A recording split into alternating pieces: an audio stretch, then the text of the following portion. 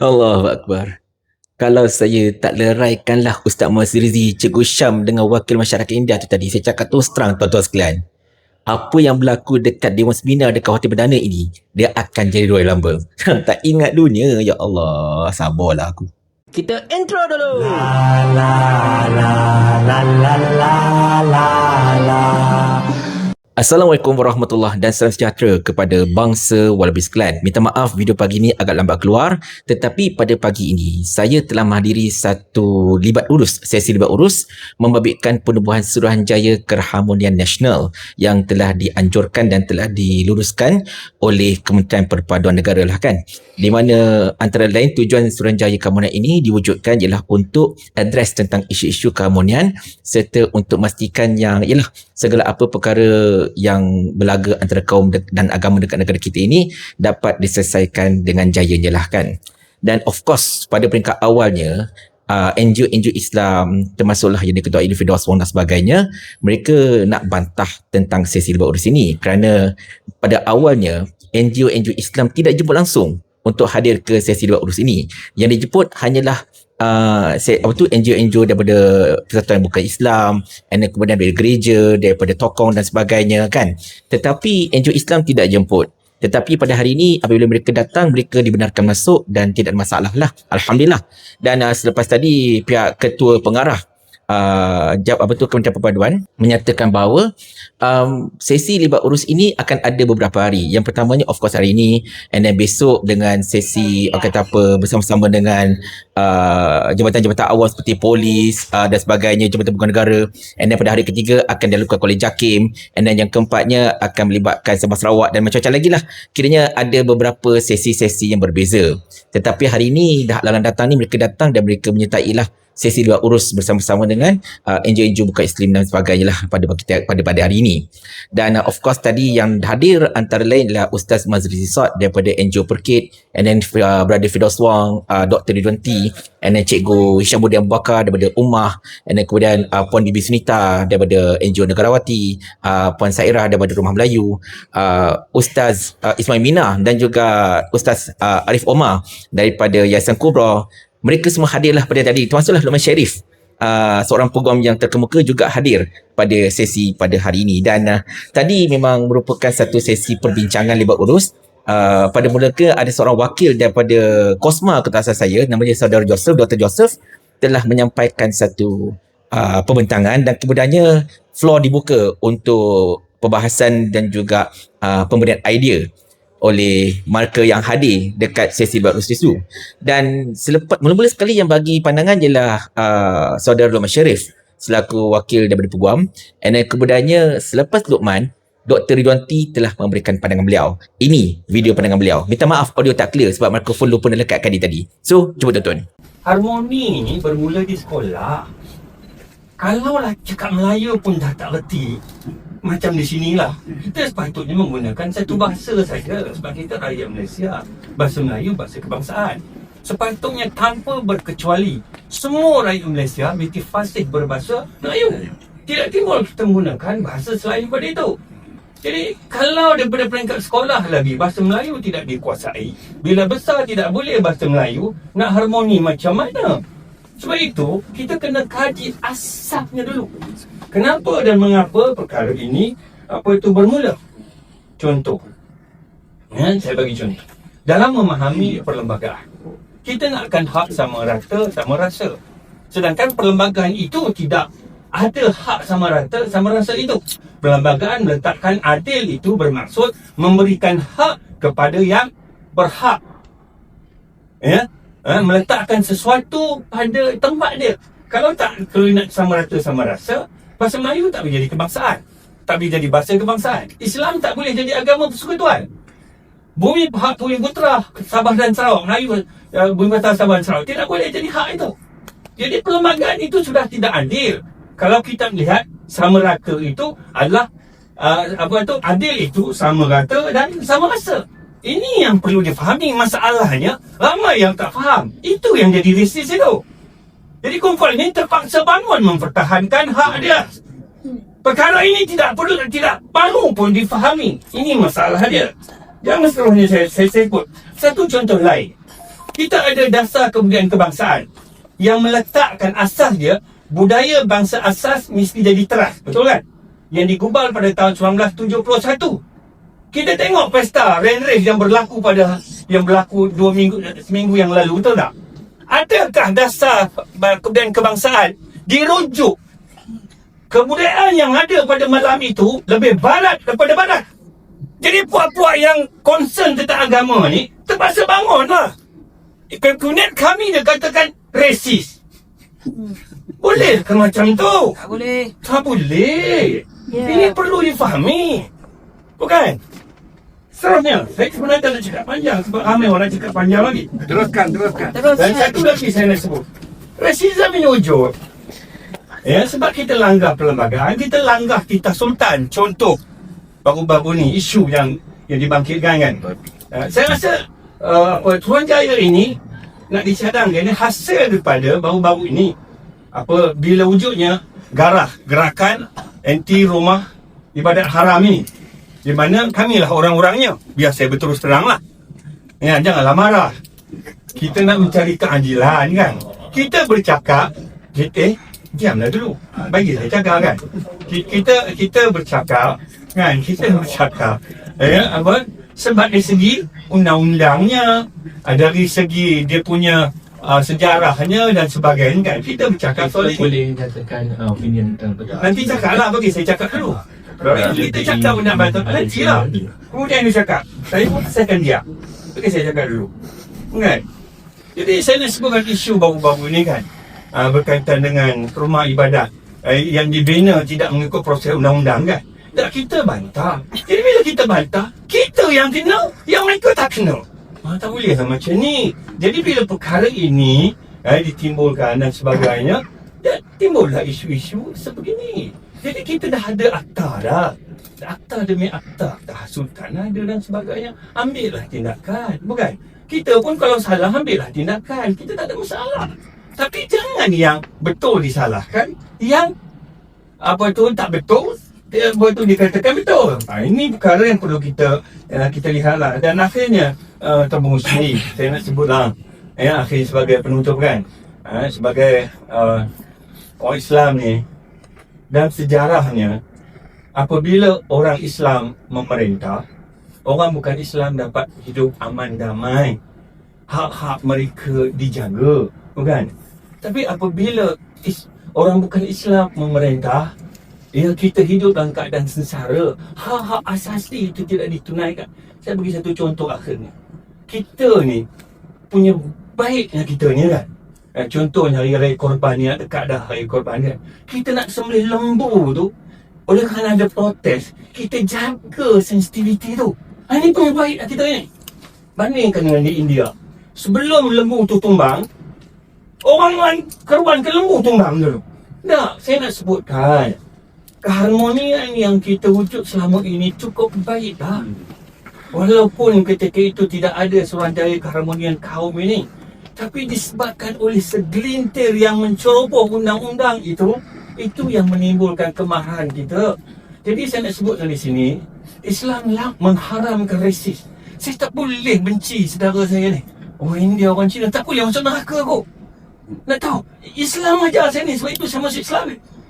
Saya tak boleh benci mereka, sebab mereka ada hak-hak dia kan. Tetapi bila kita bercakap saja tentang hak kita dikatakan resis. Ternyata itu tidak betul, bukan? Jadi saya nak bawa bersama-sama fahamilah keadaan ini. Dan saya secara peribadi dan juga kita menolak Suruhanjaya ini sebab kita dah ada jawatan kuasanya dan kita ada aktanya, dan paling utama sekali kita sudah ada perlembagaan. Rujuklah, insya-Allah kita akan hidup aman damai. Terima kasih banyak. Dan kemudiannya tuan-tuan sekalian, selepas Yunti memberikan pandangan, Yunti tadi anda tengok kan, dia ada sebut berkenaan negara tentang rumah nota haram dan sebagainya. Selepas beliau, ada seorang wakil daripada masyarakat India bernama Dr. Joseph telah memberikan satu pandangan. Kita dah datang sini untuk berhenti nak bersama. Kita nak selesaikan masa tu dengan cara baik. Right? The first thing, kalau Gara mengatakan, I ada persoalan lah. I tell you, siapa yang bagi Gara kuasa untuk pergi bercapai? This is my question. Who give the authority to Gara untuk pergi boleh bercakap dengan Ketua Baik? So tadi semua bawa kan menggugilkan dan video itu masukkan social media, itu membagikan kemalahan satu tahu. Itu sepatutnya tak perlu berlaku. Where is the PDRN during that time? Where is the ahli majlis? Where is the majlis? Mereka yang patut luruskan benda ni. Dan ketika itulah ketegangan timbul bila Dr. Joseph kelihatannya macam menghalakan satu serangan peribadi ke atas Dr. Ridwanti yang menyebabkan Ustaz Mazrizi dan juga Cikgu Syam bangkit cuba untuk memarahi Dr. Joseph dan sedikit kacau bilau muncul lah tadi. Tapi tak adalah sampai pukul-pukul, tak ada. Cumanya tadi memang tegang jugalah, sangat-sangat tegang. Suara pun dinaikkan dan sebagainya. Dan Alhamdulillah lah pihak keselamatan dan saya sendiri telah berjaya menenangkan semua pihak. Dan minta maaf saya tak dapat rekod dan benda tu kan, sebab masa tu saya sebut nak menenangkan Cikgu Syam, menenangkan Ustaz Mazrizi, menenangkan Encik Joseph. Dan saya cuba untuk meleraikan keadaan. Alhamdulillah semuanya okey dan sekarang keadaan kembali okey dan perbincangan dapat diteruskan. Dan kemudian selepas itu Syafiq Alim ada memberikan ucapan yang saya lupa nak rakam tadi sebab saya sibuk cuba untuk berbincang lagi dengan saudara Doktor, minta maaf, Datuk Seri Kumar, iaitu pengurusi Kuil Malaysia. Dan selepas itu giliran saya pula untuk memberikan ucapan saya, tuan-tuan dan sekalian. Jemput, ini apa yang saya sampaikan tadi. Pertamanya saya hendak, bukan nak menjawab, lebih kepada hendak memberikan penjelasan sedikit berkenaan dengan kekeliruan oleh Dr. Raja tadi berkenaan dengan dua set undang-undang yang berbeza terhadap Muslim dan non-Muslim. Sebenarnya Dr. Raja itu lebih kepada apa dimaksudkan oleh Tuan Luqman tadi itu ialah berkenaan orang Islam ada satu lagi set undang-undang khusus, iaitu undang-undang syariah yang tidak terpakai pada orang bukan Islam. Sebagai contoh, kalau seseorang itu orang Islam, lelaki berzina dengan seorang bukan Islam wanita, yang bukan Islam wanita itu tidak akan dikenakan hukuman. Mungkinlah bawa akta kesalahan kecil kan, tapi that is in the story for another day lah. Tetapi kalau orang Islam yang buat zina itu, dia akan dikenakan tindakan di bawah mahkamah syariah. So itu beza dia. Okay, jadi saya harap boleh clear. Alright, dia bukan pasal penal code. Penal code siapa bunuh dulu mati juga, sama je. Okay, alright. Yang keduanya, saya sebenarnya berada di loggerhead berkenaan dengan Suruhanjaya ini sebab in a way saya sangat-sangat bersetuju dengan, saya bersetuju bukan sangat-sangat, saya bersetuju dengan sahabat saya Syafiq Alim, dengan Dr. Ridwanti bahawa penubuhan Suruhanjaya ini tidak perlu. Kerana kita ada satu sudah ada satu jawatan kuasa. Tapi dalam masa yang sama juga, saya nak tekankan satu perkara. Apa yang kita saksikan tadi, tuan-tuan sekalian, sedikit salah faham antara sahabat-sahabat saya, Ustaz Mazrizi dengan Cikgu Syam serta Encik Joseph di sini, lebih kepada kesilapfahaman mereka tentang isu yang berlaku. Iaitulah, mereka menyentuh tentang rumah ibadat, rumah anutan yang tidak sah. Ataupun kalau di belah sini diperkirakan rumah anutan yang haram. Isu utama di sini, tuan-tuan sekalian, berkenaan hal itu bukan masalah agama. Ini bukan isu agama. Bukan orang Islam tak suka orang Hindu, bukan orang Hindu tak suka orang Islam. It's not that. But the main problem is about the breach of law. Undang-undang itu sendiri. Pembinaan yang tidak mengikut struktur undang-undang, tidak mengikut garis panduan undang-undang, dan berdasarkan pada Encik Joseph kata, mungkin perubahan itu yang tidak mengikut garis undang-undang. Walaupun untuk diri itu, saya boleh second sikit lah satu benda, iaitu ada satu duluan keputusan Mahkamah Agung tahun 1982 yang telah diadili oleh almarhum Raja Azlan Shah, kemudian menjadi Sultan Perak, kemudian menjadi Agung, berkenaan dengan kes Siddiq bin Haji Muhammad Noor serta 469 orang lain menentang kerajaan negeri Perak berkenaan dengan pembinaan satu struktur yang tidak sah. Di mana pada ketika itu Raja Azlan telah menetapkan bahawa telah membuat satu penghakiman, setiap pemilik tanah ada hak ke atas apa-apa saja perkara atas tanah itu sendiri. Walaupun dalam penghakiman itu, benda itu mungkin akan menimbulkan ketidaksenangan, tetapi the legality of that context is beyond question. Ada dalam penghakiman, boleh baca balik insyaAllah. Itu satu segi lah. Tapi bukan saya nak menang siapa Encik Joseph. I'm just speaking about the legality of the issue. Baik. Jadi untuk kes pada hari ini, saya balik pada hari ini, sebenarnya saya sangat boleh bersetuju dan faham akan hujah oleh Syafiq dan juga Dr. Ridwan.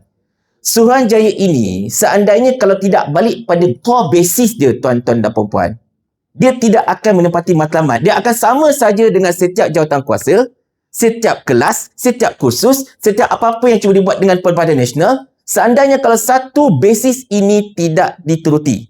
Iaitulah rukun negara kita, keluhuran perlembagaan. Sebab dalam perlembagaan kita sudah ada 152. bahasa Melayu sebagai bahasa kebangsaan, bahasa rasmi negara kita. Bab kata Dr. Dewan tadi, patutnya itu yang diutamakan. Tapi of course kita tidak menafikan bahasa-bahasa kaum lain.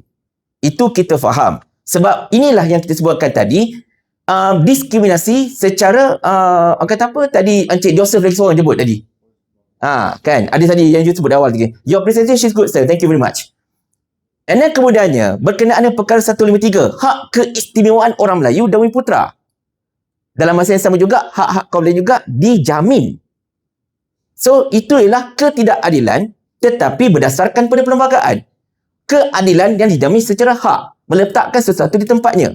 And then kemudian apa lagi? Perkara 3, Islam sebagai agama persekutuan. Balik pada perkara 11, agama-agama lain boleh diamalkan dengan had tertentu dalam perlembagaan. Sebagai contohnya, tidak boleh di-preach kepada orang Islam dan sebagainya. Benda ada perlembagaan belaka. Jadi, saya tak nak panjang-panjang sebab ramai tengah menunggu turn ni kan. Dan suasana pun mungkin akan panas balik lepas ni. So, saya kena standby dengan segala kontau yang saya ada. Okay. Poin utama sekarang ialah apa-apa saja penubuhan jawatan kuasa, Suruhanjaya, mestilah balik kepada perlembagaan itu. Kalau perlembagaan itu tidak ditegakkan, kalaulah penguatkuasaannya dilihat berat sebelah, kalaulah pengamalannya tidak dikawal, buatlah Suruhanjaya sampai 20 kali pun, letaklah Anwar Ibrahim di depan ini pun, benda tak akan selesai masalah. So, terima kasih. Assalamualaikum warahmatullahi wabarakatuh. Jadi, secara asasnya, pada pandangan saya lah kan, Suruhanjaya ini sebenarnya tidak akan mencapai maksud ataupun apa-apa sajalah benda yang diwujudkan berkenaan keharmonian kaum ini tidak akan mencapai maksud sekiranya kalau core utama yang membelenggu masyarakat pada ketika ini tidak selesaikan, iaitulah perceived double standard. Bila ada double standard, memang dia akan macam itulah.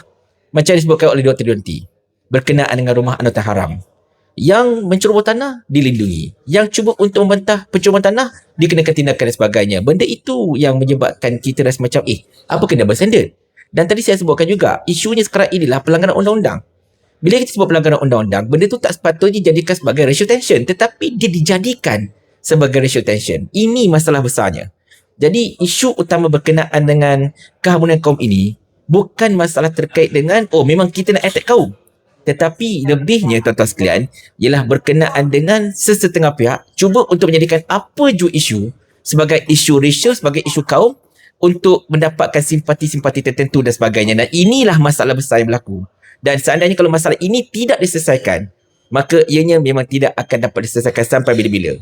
Jadi macam saya katakan tadi, at the end of the day, balik pada core. Apa dia? Pelbagai kita ada. Perkara 152, perkara 153, perkara 3, perkara 8, and kemudian kita perkara 11. Banyak sekali sebenarnya benda-benda yang ada perlembagaan ini yang boleh kita sentuh dan boleh kita pegang dan boleh kita amalkan serta kita junjung dengan sebaik-baiknya. Bila kita pegang benda itu betul-betul, maka percayalah masalah-masalah terkait keamanan negara kita ini mungkin tak dapat diselesaikan 100%. Of course, kita tetap akan ada orang yang lebih-lebih, tetapi dapat dikurangkan dan seterusnya dapat memastikan yang kita ini boleh hidup dalam keadaan harmoni dan sebagainya. Tetapi itulah, sekarang yang paling penting sekali, kita haraplah supaya tak kira apa jua benda yang kerajaan nak buat, pastikan core itu betul dan pastikan keadilan itu dilaksanakan dan nampak dilaksanakan. Kalau itu gagal lakukan, macam saya sebutkan tadi, buatlah apa pun, dia tak akan menjadi kenyataan, dia tak akan menyelesaikan masalah. Papa Berry melaporkan dari Hotel Perdana Jalan Binjai, KLCC, Kuala Lumpur.